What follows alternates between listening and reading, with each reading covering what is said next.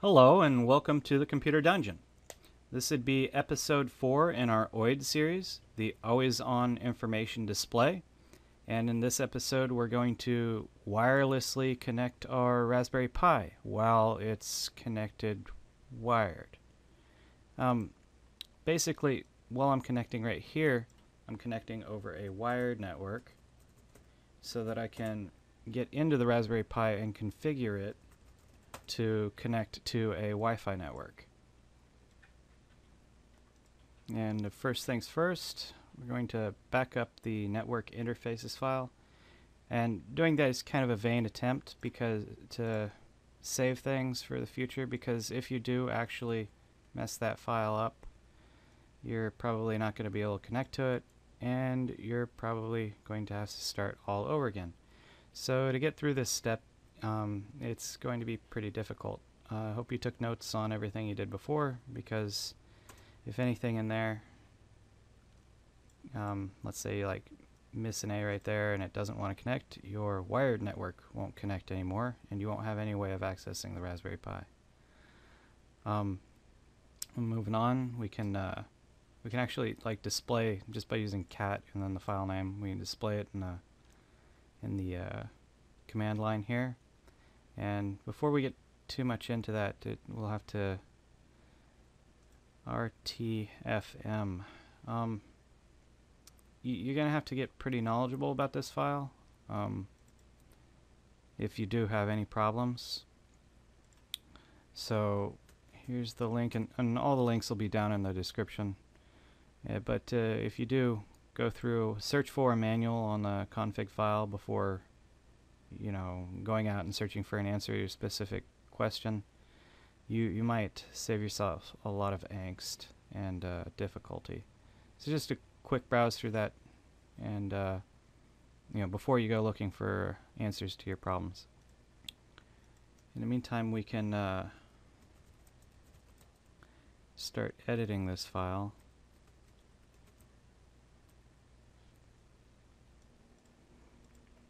By either Nano or there's another program called V. It's just basically inline, command line text editors.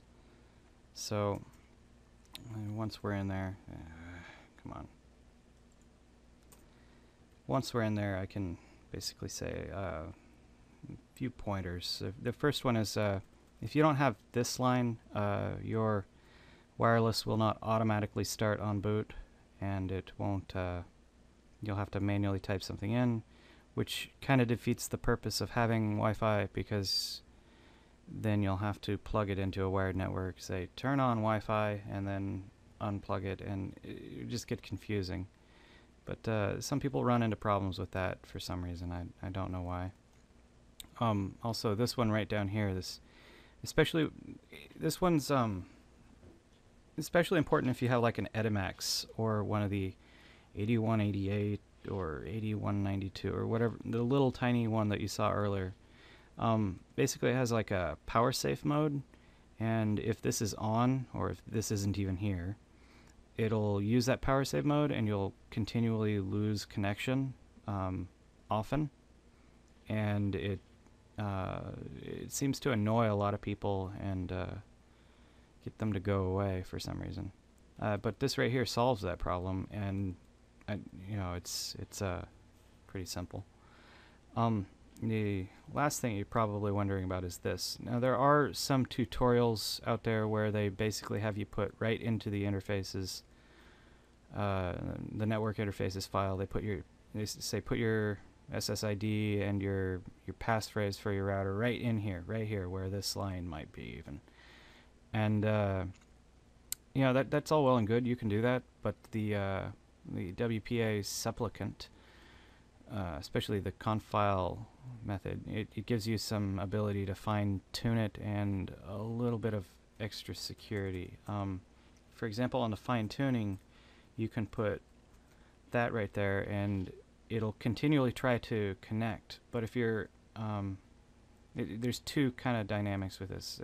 If you're at home And you probably want to put this, especially if you have like maybe a neighbor deauthenticate attacking your Wi-Fi, so that it doesn't constantly, so that your Raspberry Pi doesn't constantly try to reconnect to your Wi-Fi router. But this one will keep trying to connect if it sees the router, meaning you can move it around and you can go other places and come back, and then it'll reconnect. There's another bit about it in that one of them, no, I don't want to say, one of them will allow you to have 2 IP addresses simultaneously with your DHCP server on your router, and the other one will not, meaning that while the wired is connected, one will connect to your Wi-Fi but not register a new IP address, and the other one will connect to the Wi-Fi and will register a separate, different local IP address on your local network. So as far as security advantages, let's say we try this in order to view that, and you'll notice it doesn't print out, and for good reason. My Wi-Fi password is in there, and yours will be too, and that makes me feel good about that. I'm obviously not going to nano into it because my Wi-Fi password's in there, but again, this is another place for our TFM. You basically want to find a manual. There's a link for one in the description that'll tell you about this config file. And most people are probably going to use the default config right there, where you just put in your router's name and then put in your passphrase, tell it to use WPA, and then it just works. But there are some more advanced things for special occasions and whatever else you might have or in your plans. One thing to note is that you should be using WPA. There is an exception to that. Adhoc mode only supports WEP encryption. So there are a lot of things to consider in here, but generally you're going to want to stick to the basic first. And now once you get all the settings correct, it's not going to connect right off the bat the first time. Inevitably you're going to have to reboot, you're going to have to unplug something and plug it back in, and maybe reboot again, and then unplug another thing and plug it back in. Plan on rebooting at least a good couple of dozen times, but have patience. Things will work. And here are a few commands for getting past that. First things first, you're going to want to use LSUSB in order to see that, oh yeah, your Wi-Fi dongle is in fact recognized and mounted as a device. There is also, if you have the other one, it'll be like an 8188 or an 8192 right here. Sometimes the simple problems are the things that solve the solution. Another one would be to run ifconfig, or actually more to the point, its sister command iwconfig. And if you run this command, you might see something that says unassociated, like right here.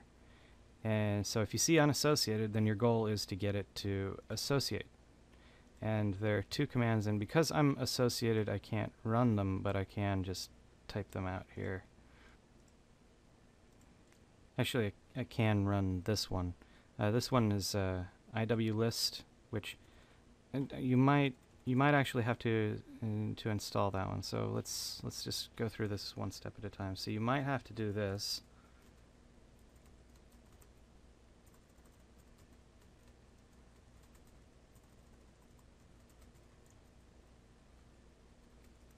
And then run the command that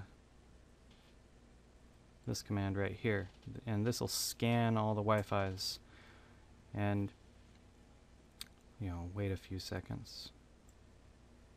Yeah, that took actually quite a while.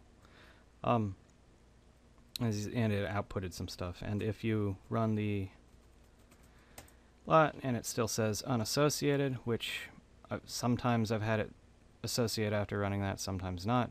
This next command right here, which I can't run because I am connected over a wireless network, this would shut down the network, and that would be okay if you were connected to a wireless network, and then you could do that. Also, and then after running that command, you could run iw-config again, and it should not say unassociated. One thing to also consider is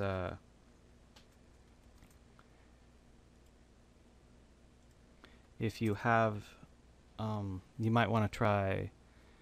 So obviously, through this, you're going to have to reboot quite a few times. You're going to be pulling your hair out, and you're probably going to give yourself a brain aneurysm trying to get through this, because if you mess something up, you might have to start all over again. You might just want to try booting it up without the wired connected. Because of the way this works, whether you have the wpa-roam or the wpa-conf, you might not be able to have them plugged in and working at the same time, but you might be able to configure it with wired and then unplug it and then reboot it, and then it'll work. So it gets kind of dicey, and it's kind of subtle. Just take note that the Raspberry Pi is actually, its original intent is to be an educational tool for Linux. So that might be the reason that getting connected to the Wi-Fi is so difficult, because you're supposed to learn Linux. That's the idea.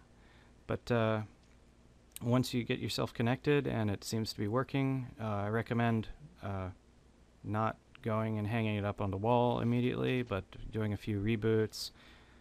Wait an hour, do another reboot, because it's not a very fast process to get it working robustly and consistently. So have a lot of patience, a lot of extra patience on this step. But once you're connected, we can move on to the next step, which will be actually controlling the monitor on the Raspberry Pi itself remotely over the Wi-Fi network. That would be called a virtual network client, which will be the next episode. So if you want to see that episode, read the description below. There's a lot more details in there. Please subscribe, and thanks for watching. I hope to see you next time.